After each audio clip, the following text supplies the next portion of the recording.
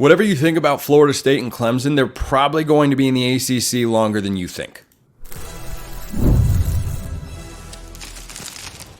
You are Locked On College Football, your daily podcast on all things college football. Part of the Locked On Podcast Network, your team every day. Welcome, everybody, to another episode of Locked On College Football. I'm your host, Spencer McLaughlin. Thank you so much for making this your first listen or your first view every day. Part of the Locked On Podcast Network, your team every day and your daily source to stay up to date with the biggest stories in the greatest sport on planet Earth: realignment, coaching carousel, the portal, and more, getting you ready for the season, which inches ever closer. Today's episode is brought to you by our friends at Game Time. Download the Game Time app, create an account, use code LOCKEDONCollege for $20 off your first purchase. Terms apply. That's Kenton Gibbs, Locked On ACC, and you and I were talking before we hit record in what you might call in the biz a little pre-interview, Kenton, about the timeline for Florida State and Clemson, and you told me that you think Florida State and Clemson are going to be in the ACC for at least the next 2 college football seasons. Why do you think that? Yeah, because everybody has this idea in their mind that court works like Judge Mathis or Judge Judy or Judge Joe Brown. I'm sorry to tell you, number one, talk to your grandparents more. Number 2, stop thinking that. Court in real life is slow, it's arduous, it takes forever and a day to get these things settled out. For example, there were many people in Dono and I's comments on Locked On ACC saying, oh, you two are just being paid by Jim Phillips. And with that being said, you all are just doing anything to prolong the conference. Your conference is going to blow up by June 30th. We received multiple comments saying that by June 30th of 2024, both Clemson and Florida State were going to be gone. And Dono and I were like, we're looking around like, is there – because, not to say that we're the greatest journalists in the world, not to say that we have all the connections in the world. Dono and I both have sources that are very close to this thing. And we had heard nothing along those lines, nothing even close to that. So then the question becomes, where is this coming from, right? And then you get into the actual logistics of this, because once you ignore the smoke of where this is coming from and you realize, oh, it's Tiger Daddy 82 or it's Mr. No 45 saying, hey, I know for a fact this is how this thing is going to work out. When you get into the actual weeds of this thing and you talk to people that are closely connected from all sides of this, they are all very clear. This is going to be a long fight, and folks have their heels dug in. And I'm going to leave it with this before I toss it back to you. These cases started, they were filed in last December in terms of the Florida State cases alone, right? December 2023. December 2023. What, if you were to say stages between beginning and ending of this case, how far along would you assume we are? Well, that depends on who you're asking me to be. Me as Spencer McLaughlin, who attempts to be McLaughlin. Me as Spencer McLaughlin, I'd say we're about 6.5 months into it or so, roughly. Maybe a third, maybe approaching halfway, maybe. We are just getting decided where the cases can be heard. Oh, yeah, that's a good point. I kid you not. We're not even at discovery. And for those of you who don't know, I'm not a lawyer. I don't speak legalese fluently. But discovery is basically where you get to the facts of the matter. That's where you get down to the meat and bones of, hey, what's actually happening? What are we actually ruling about? All of these jabs so far back and forth, they've been like little jabs to the body, create some distance, maybe take the wind out of your opponent later on in the fight. This is not, nobody's landing haymakers at this point. North Carolina, the ACC in North Carolina is trying to fight an appeal. Florida State just got basically permission granted for them to go back, redo their case in terms of the actual argument, to put it in plain English as the judge who is in Florida in Leon County gave them the ability to do, and they did that. And so now they're at a place where the ACC's appeal to have the case thrown out altogether has been denied. We are at the infancy of this case, of both cases, right. Really. So, it's everybody keeps assuming that this thing is going to be, hey, it's going to be straight ahead and we're going to be done super early. That's not how this works. I wish that I would have Judge Mathis doing the imaginary pipe thing and saying, hey, you're a drug addict and I'm going to rule against you. That's not how real court works. Well, one thing that I was thinking about when you were laying that out is when you're thinking about the timeline here, like let's say, and it's been my suspicion, just gut instinct for a long time, FSU and Clemson will win the suit and get out of the ACC and pay a couple $100 million. That's my prediction. That's just me, shooting off the hip and whatnot. But if they do win the lawsuit, who's to say the ACC doesn't then appeal? Because they are countersuing Florida State. But what if the ACC appeals? Does that ruling allow them to leave the league? Because if the ACC is appealing, they might be able to go to the courts. And again, I don't know all the technicalities here, but if they appeal, they can essentially delay this sort of stuff. When you hear political commentary on the legal system and how long it takes and how challenging it is for people to go to court, like if somebody, hits you with their car, for instance, yeah, it should be a quick process, but if that person has the financial backing, has the ability to really take you to court over the matter, you might not see the money that you're entitled to for several years because there's the initial case, but then there can be an appeal, and that can take even more time because you have to go through a lot of the same processes there. And so when you think about, that complicating factor of FSU Absolutely. and Clemson trying to leave, I think what you say about them being in the league in 2025 makes perfect sense to me. I see that as an incredibly viable outcome. Absolutely. And I want to talk about something else that you touched on here, but I'll get to that a little later. You are absolutely right in terms of the viable outcome being them being in the conference for at least 2 years, because we're looking at a situation where, like you said, even when this gets ruled upon, I guarantee you the loser will not go down after just that the case is decided. Because mind you, we have 5 lawsuits happening concurrently. 5. I'm not doing the Booker T 5-time champion Spinner Rooney happening. That's not what's going on here. We have Florida State against the ACC in the state of Florida. You have the ACC against Florida State in the state of North Carolina. You have the Florida Attorney General. I don't know why I combined Florida and Attorney there, but you got Florida Attorney General going after the ACC. You have Clemson against the ACC in South Carolina. You have the ACC against Clemson in North Carolina. So I really want people to accept the fact that, yes, the ACC is spread thin. Yes, they're fighting a war on multiple fronts. But here's what I'm here to tell y'all. I do not care what happens in these cases from the standpoint of, Locked On ACC won't exist anymore if they lose these. That's not the case. Unless the ACC gets obliterated, they're going to be just fine. It's much more of a situation like the Big 12 with Oklahoma and Texas leaving than it is a situation of the Pac-12 with USC and That's UCLA a great point. leaving. I think It's much more than that. Yeah, I think that's a great way to frame the discussion because there were legitimate questions about the viability of the Big 12. And I think there are legitimate questions about the viability of the ACC. But no matter how many times or how many, Pac-12 presidents made comments or whatever about the Big 12, or how many thought pieces there were out there when Texas and Oklahoma left that, the league wouldn't survive and they can't do all this sort of stuff, it's still there. It's still there, and it shows absolutely no sign of going anywhere. They have positioned themselves with tremendous stability, and very clearly, I think, the number 3 conference in the college football space. If and probably when Clemson and FSU leave, I think the ACC and Big 12 are similar, but I certainly don't think the ACC would have the same amount of depth as the Big 12 has with the influx of programs that they just got. And I think the ACC can operate in the same sort of space where, it is a hit to lose these teams, but does that mean we have to just disband? Does that mean we have to just not exist? No, I think as long as you keep North Carolina around, there can be a version of the ACC. It might not be very similar. It might not be exactly the same. It might not feel great. Might not be able to win national championships at the same rate on the football field. But can it still fundamentally exist? The answer to that question to me is yes. I think that this situation in terms of the ACC where it is now and where the Big 12 was when those two left, it's their siblings, not twins, right? They look alike. They're not identical.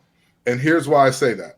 The reality is the ACC has all of these schools locked in for quite some time, and here's a date to watch. Everybody told us that June 30th date was when the conference was going to be blown up. Let me tell you the importance of that. This episode is brought to you by our friends at Game Time. Game Time is an authorized ticket marketplace of Major League Baseball, which makes getting tickets faster and easier. Prices on the Game Time app actually go down the closer it gets to first pitch. They've got killer last-minute deals, all-in prices, views from your seat, and their lowest price guarantee. Game Time takes the guesswork out of buying Major League Baseball tickets. You can save up to 60% off buying last minute for sports, concerts, comedy, theater, etc. Whatever you're looking for, you can save even more with exclusive in-app deals on select seats ahead of the game or event. Just go check out Game Time. Take the guesswork out of buying Major League Baseball tickets. Download the Game Time app, create an account, use code LOCKEDONCollege for $20 off your first purchase. Terms apply. Again, create an account, redeem code LOCKEDONCOLLEGE.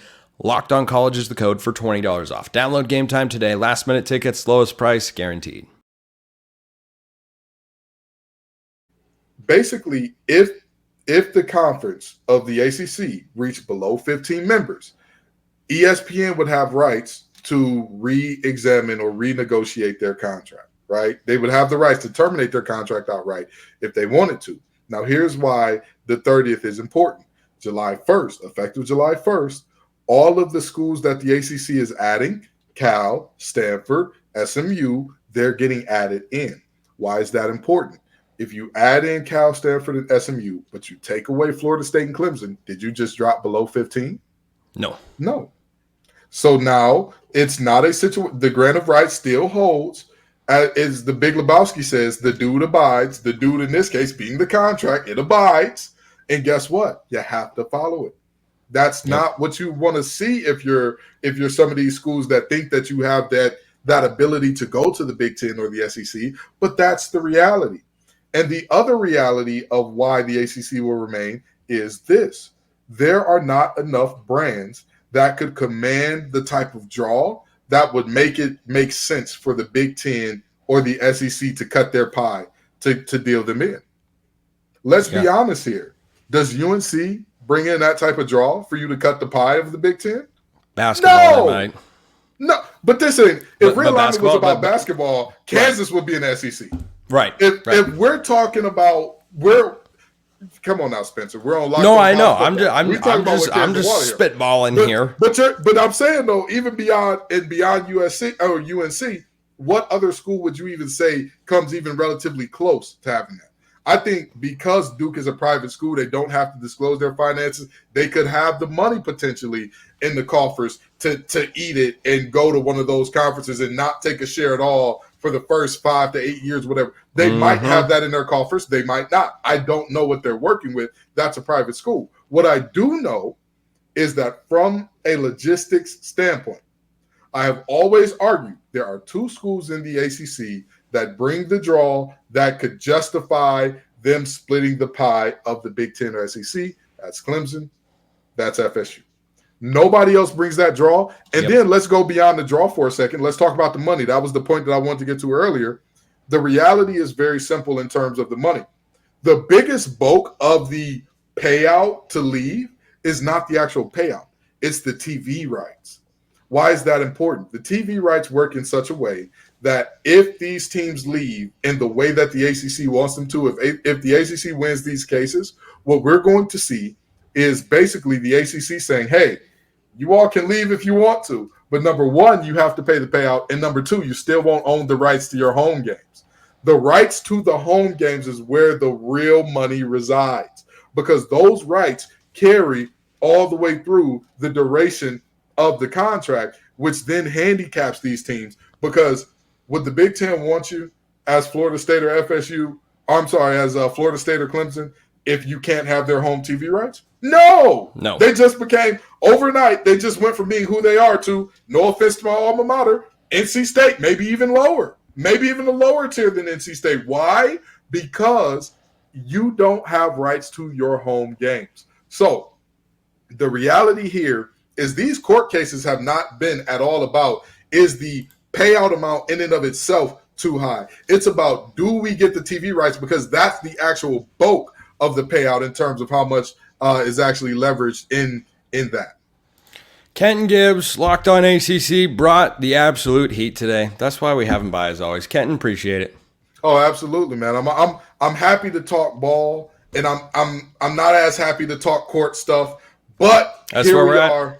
That's we where are. we're at. You know, sometimes you got to do what you don't want to do. Much like Coach Sloss having to leave Texas A&M to go to Texas. Lord knows he didn't want to do it. He didn't want to do it. Aggies. Sometimes life just forces you into a corner a little bit. He left his family to go to Texas A&M. You know, he didn't want to leave Aggies. He didn't want to leave the 12th man. He had to. Of course not. Had to do it. Does Juju Lewis have to flip from USC? No, but a bunch of schools are going to try to get him to do that anyway. That's coming up next.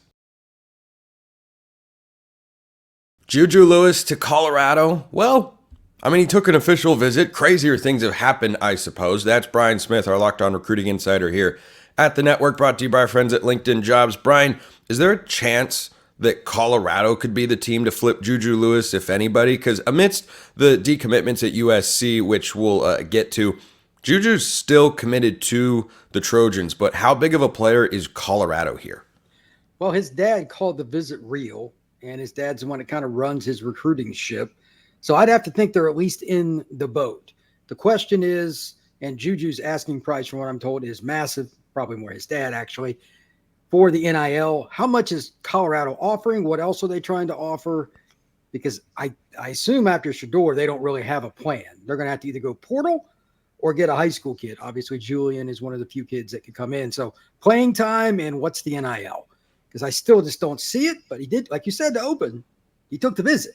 So Auburn is closer. USC obviously has Lincoln Riley. That's self-explanatory. I'll believe it when I see it, but he did take the visit. Do you feel like Colorado is third in the Juju? You'd have to say USC is still the leader because they still have his verbal commitment. And despite all the chatter and the talk and people saying this, that, and the other thing, he is still remained committed to USC. But is Auburn the more likely school to flip him from the Trojans? Yes, it's 2 hours from home.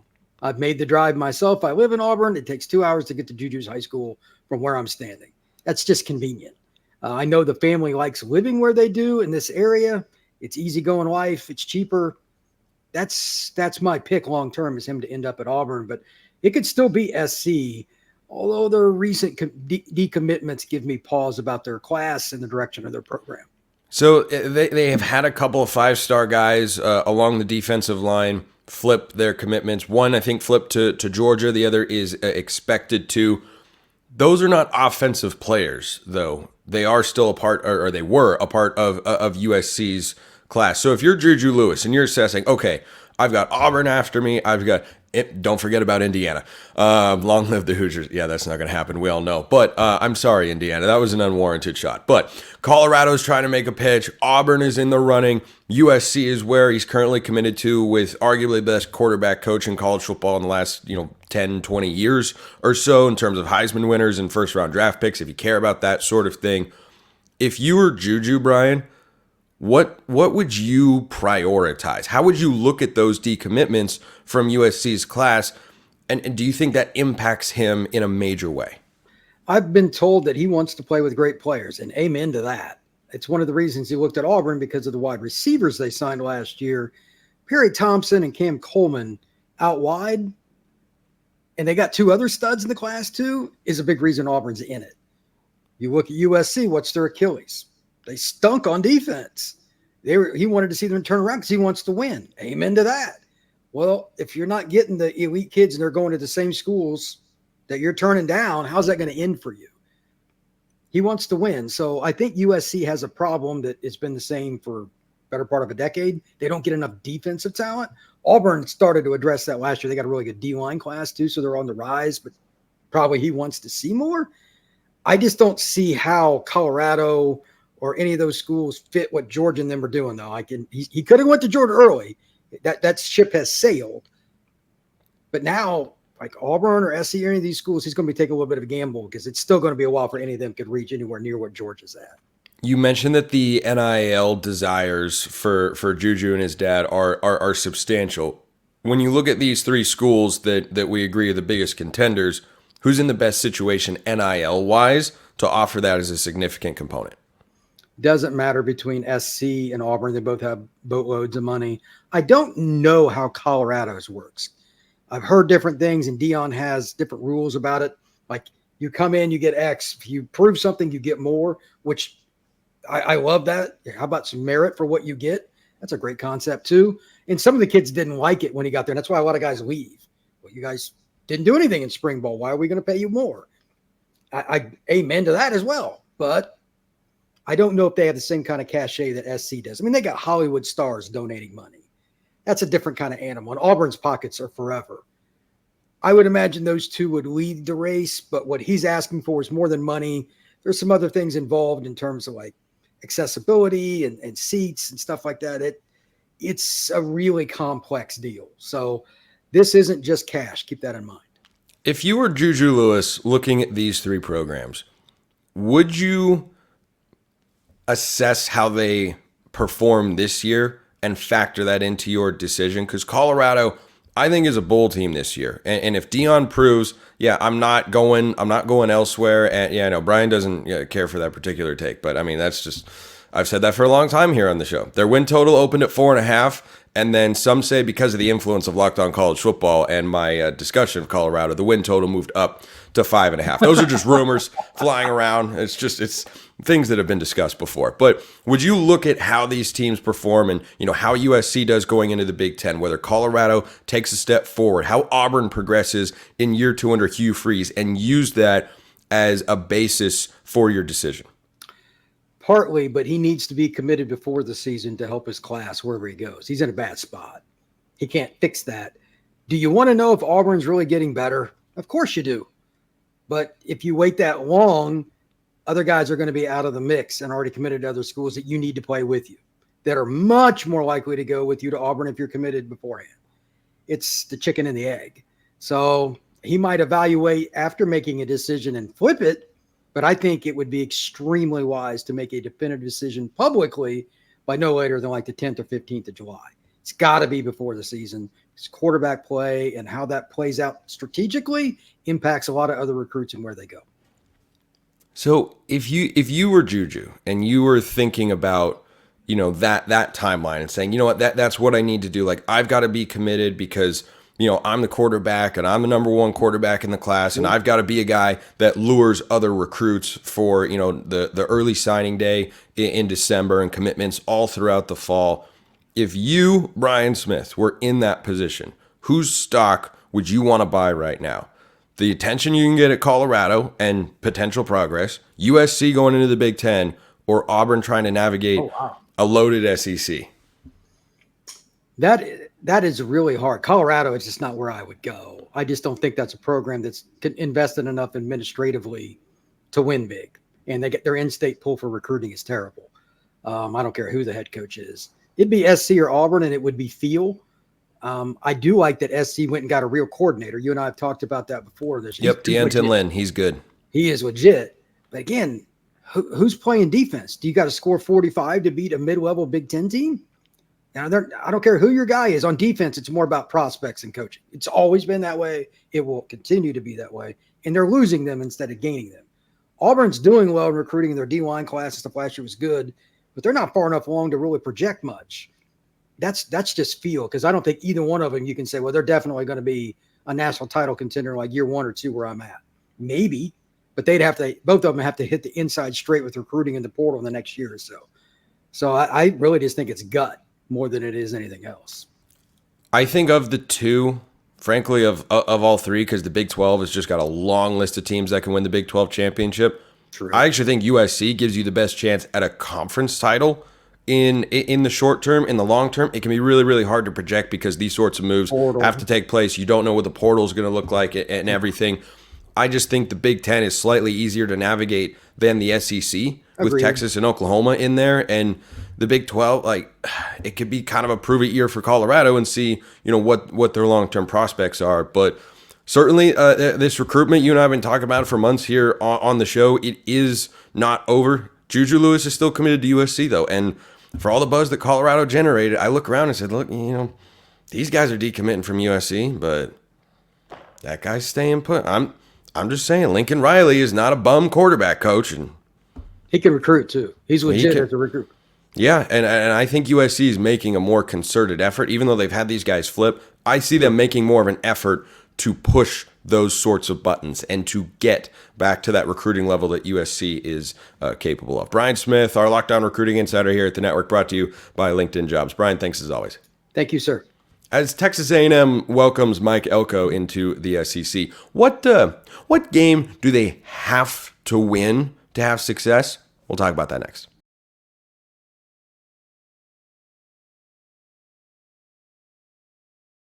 Mike Elko coaches in the SEC now over at Texas A&M, and he's got 12 games on his schedule. That's Andrew Stefaniak of Locked On Texas A&M Aggies. And my take, Andrew, the most important game, not the biggest game. They have College Game Day week 1 against Notre Dame.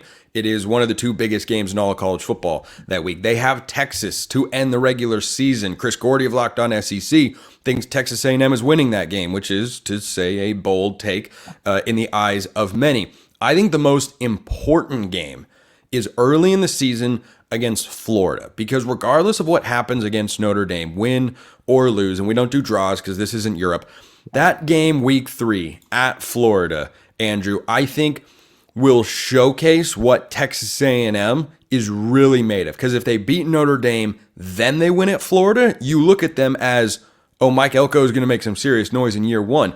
But if they lose to Notre Dame and win at Florida, then you're going to look at them and say, okay, this Notre Dame team was just good, because that's a pretty impressive win. It's not a great Florida team, but it's a hard place to play. So that's why I look at Florida as the most important game on Texas A&M's schedule.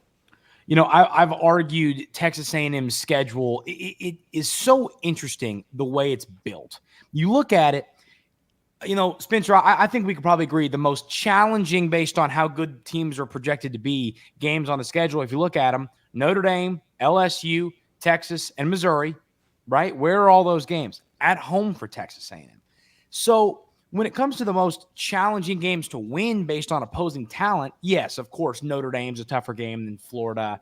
So is LSU, all those 4 games. But and I'm glad you didn't tell me your take on this before we started. You said, because you know what I would have said? I was going to say Florida. Now, I have 2 games. I've kind of grouped the Auburn and Florida game into that same category of, if you want to overachieve, you got to take care of business in those road games. And I put Auburn and Florida in a similar category.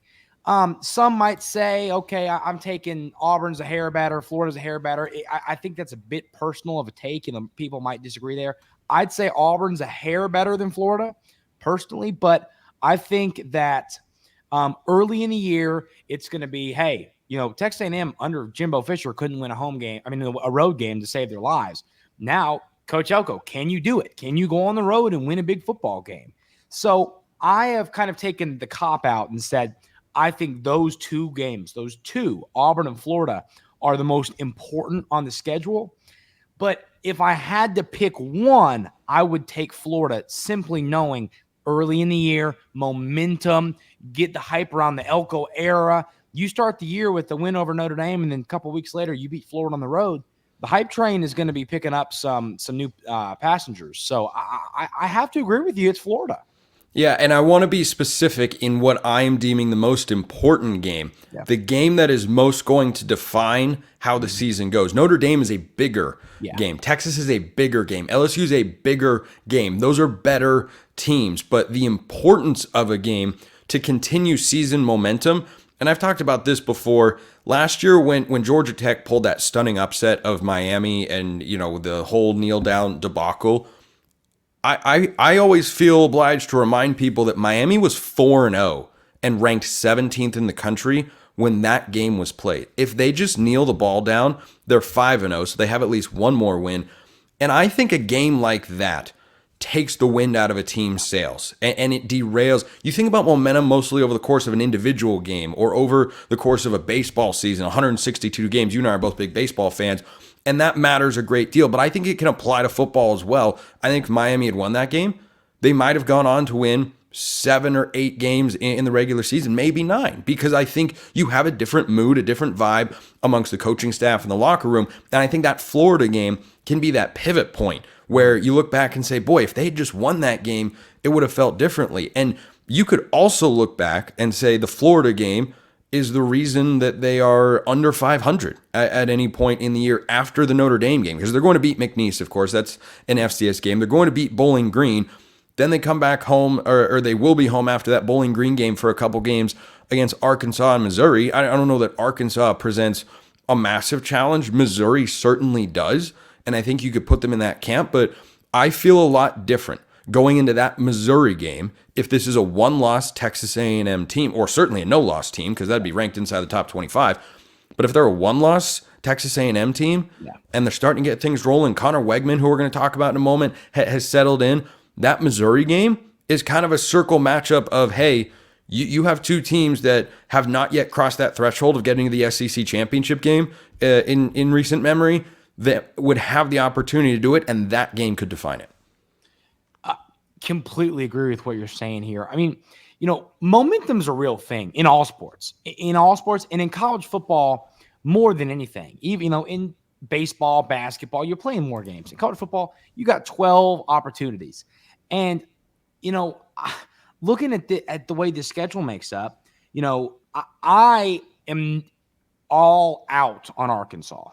All out. I don't know your stance on Arkansas, Spencer, but I mean, I think Texas A&M, I'm not going to predict them to beat Notre Dame, but if they lose, it's going to be a tight football game. I'll give you that.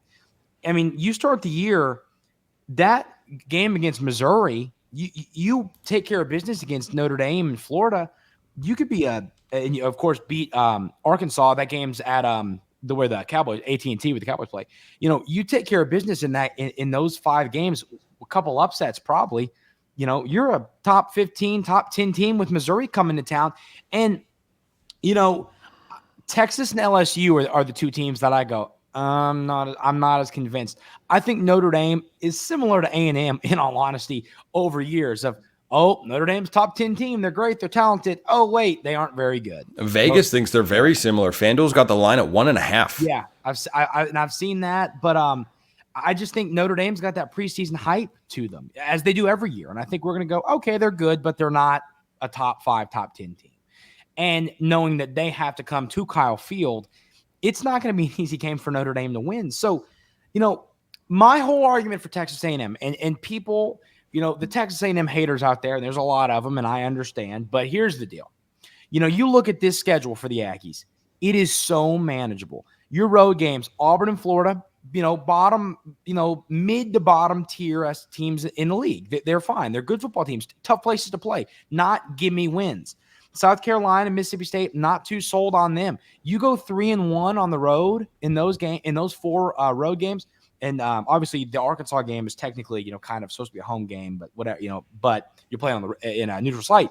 If you take care of business on those games away from Kyle Field and you pull off some upsets, 8 wins, definitely 8 wins, and an outside chance at 9 is on the table. But I'll tell you this, Spencer, if Texas A&M does not win 8 football games this year, I'll be very, very surprised. FanDuel's got their win total at 8.5. My instinct is under, but then I look and go, that number's higher than I thought it might be with all the turnover they have in a first-year head coach. Do they know something that I don't? Maybe. We will see. I want to close with this. Last time we talked about Texas A&M here on Locked On College Football. I was discussing with Chris Gordy, and I got a couple messages from people about Connor Wegman because I'd kind of downplayed, what he is, just because I don't fully know. I mean, I've seen glimpses. I just haven't seen a full body of work. And so I said, going into that Texas game, I think you have a quarterback deficit. I'd rather have Quinn Ewers than Connor Wegman. Where do you feel like Wegman can fit into a loaded lineup of SEC quarterbacks? Well, you're talking about the best kept secret in the SEC, and that's Connor Wegman. Here's the deal. He's not going to receive the preseason hype of some of these quarterbacks. He's not going to receive it because it's been sample sizes. His true freshman season, you saw him out there for 4.5, a couple games out there. Last year, he plays a few games, gets hurt against Auburn.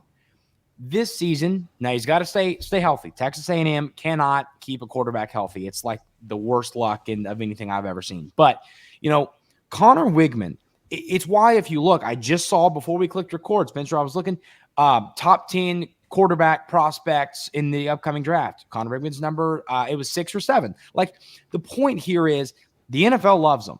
He's a player who hasn't had his opportunity to shine yet. And this year, with an offensive line that I think is not going to be elite, but it's going to be better than it was.